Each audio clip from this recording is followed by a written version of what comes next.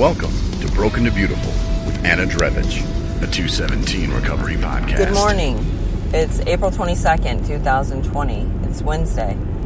It is officially hump day. I'm on my way to work right now with one of the transportation guys, Devin. Say hi, Devin. Hi.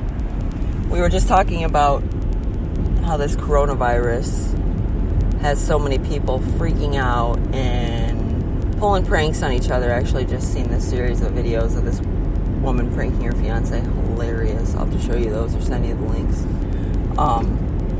But how, since him and I are both so blessed and to have an opportunity to still work full time, I totally forget and I'll walk in a store without gloves or a mask, because let's be honest, unless someone's coughing into my eyes, nose, or mouth, I'm just going to use hand sanitizer, and the likelihood of me getting it at 36 years old, almost 37. No underlying conditions. Yeah, fairly healthy. Yes, I'm a smoker. Apparently that raises my chances 14%, but I mean, considering all of the gambles I've done with my life with the booze, maybe I should be more precautious. Anyways, how people look at you like you are violating them personally in public, or when my wife went to go get some corn for dinner, she was peeling back the husks like I would do anyways, no matter what, to make sure that you're not getting a lemon. And no, I don't really mean a lemon, as in like Brown corn. a piece of crab corn. This lady looked at her and she pulled her mask aside and was like, "You better not put that back." And then if anybody that's listening knows my wife, she said she wanted to touch every ear, maybe even lick them. But she didn't. She got her corn and she moved about her day. How do you feel when you go in a store, Devin? Do you wear gloves and a mask? Sometimes. It depends. I mainly just use hand sanitizer when I come out of the store before I go into the store. Yeah, and I mean, that's the most effective thing you can do. Especially when I use the bathroom, I'll spray down the toilet seat and then put toilet paper on it. Oh, yeah, that's smart. That's just always a thing. That is smart. I was just telling Devin, too, briefly about so many people are pulling pranks because they're stuck indoors and they're getting cabin fever. And I was watching on YouTube yesterday. This woman has been pranking her fiance, like, hilariously. Speaking of hand sanitizer, one was, I guess he's been using it obsessively. And at home, he had used, like, a normal, probably 8-ounce hand pump one. She was like, he's gone through 2 of these in a week. So today, I'm switching it out with KY jelly. And that one was hilarious while he's grilling, and they got a lot of friends over. And she's like, "Here, honey, you're cooking for everybody. Make sure you use some hand sanitizer." And she, like, filled his hands with it. And he's like, "It's not drying." And his buddy's like, "Wave your hands. It's supposed to evaporate." And he's, like, rubbing them together, and you can just see it's slicker than ever. So, hats off to KY, I guess. Anyways, the next one was, I didn't know this either, but I guess baking soda responds to a lot of things. If you put enough baking soda in your ketchup, it explodes. And as she was preparing to do it and trying to not mix it up too much, but not have it look too obvious because it makes it like a milky color, she went to shake it and it exploded everywhere. And they had white walls, white counters, everything. But it was absolutely hilarious. She's like tickled pink about it, and he's like devastated.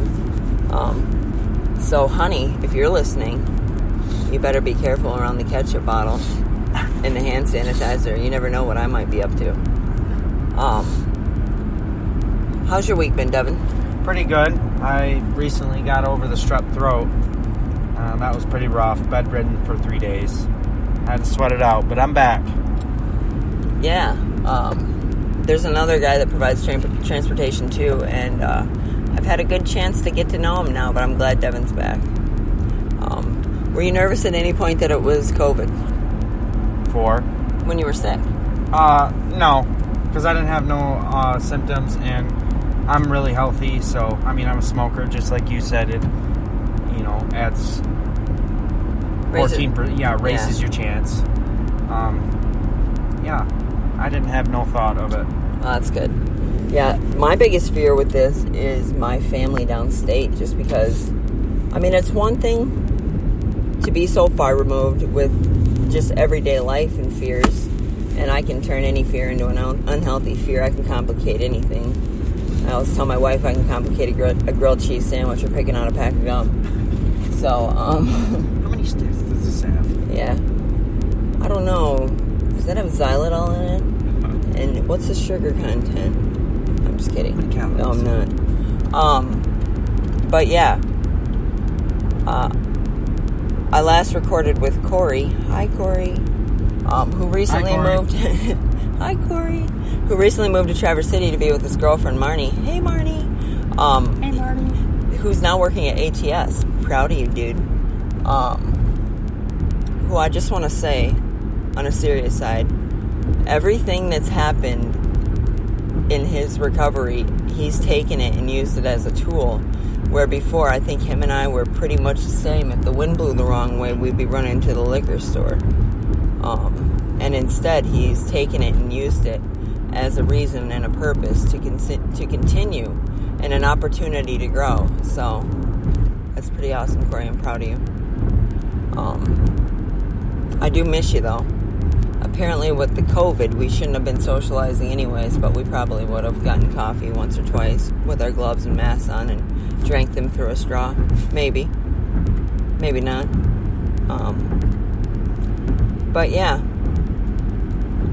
I just wanted to touch base and check in. I haven't done a podcast in a while.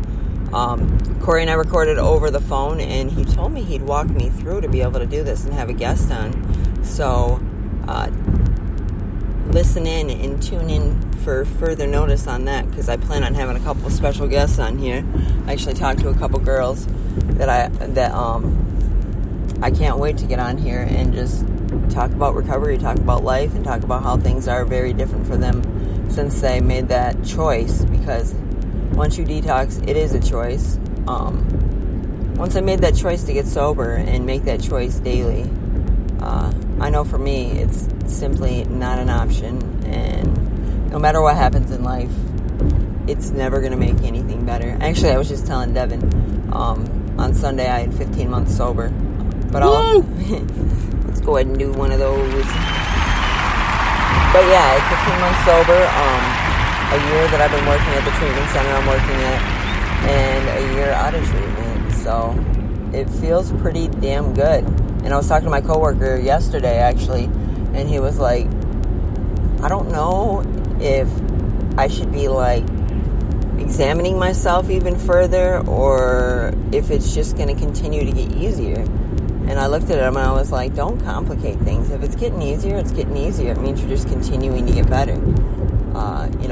I don't live my life today watching myself under a microscope, because that's not living.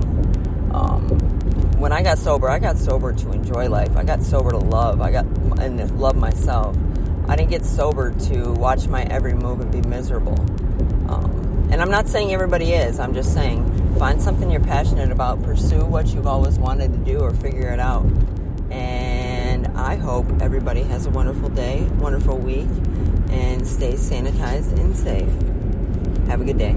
Thanks for listening to Broken to Beautiful. For more episodes and for more shows, go to 217recovery.com.